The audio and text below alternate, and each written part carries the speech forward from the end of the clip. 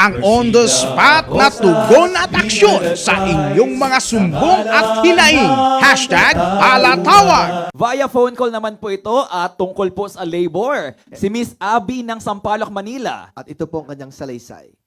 Hi po, Chief Acosta. Ako po si Abby, taga Sampaloc, Manila. Mag-ask po sana ako ng assistance regarding sa ongoing case ko with my previous employer. Natanggal po ako sa work right after my 5th month review noong December 4. Ang contract ko po is until December 31. Ang basis po was on-site attendance and performance. Due to unjust treatment and unjust reason for terminating my contract, nag-report po ako sa Dole Sena. During our hearing, they asked kung ano daw po ang kailangan ko.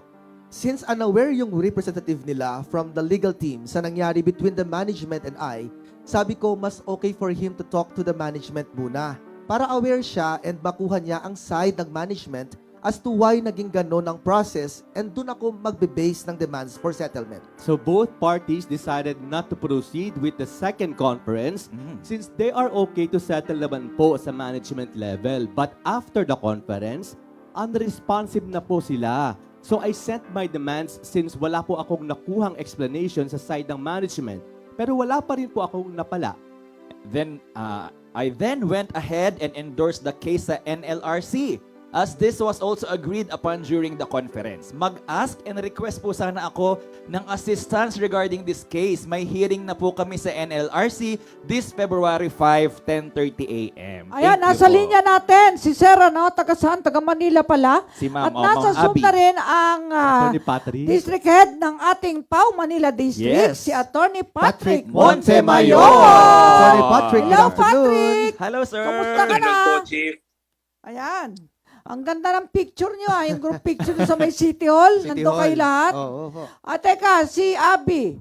Natanggal. Pupunta sa'yo. Abby, pasok. Hello? Ma'am Ma'am Abby. Hello po, good Yun. afternoon Ay, po. babae pala siya. Yes Apo, po. Abby, ganito, ayaw namin discussin ang merito ng kaso mo, no? Mhm. Kailangan i-discuss mo sa abogado mo kay Attorney Patrick Montemayor. Pwede kang tawagan ni Attorney Patrick right after this, no? Okay. At discuss niyo kung ano man ang dapat gawin para matulungan ka sa problema mo. May hearing daw po sa February 5. Oo. Sa Dole na, hindi ba sa Dole, labor NLRC. arbiter yan? Sa Dole. NLRC daw po. Hello, Yan. sige, usap kayo ni Kuya Patrick, ha? Mabait si Patrick, masipag at maasahan. Ayun. Okay?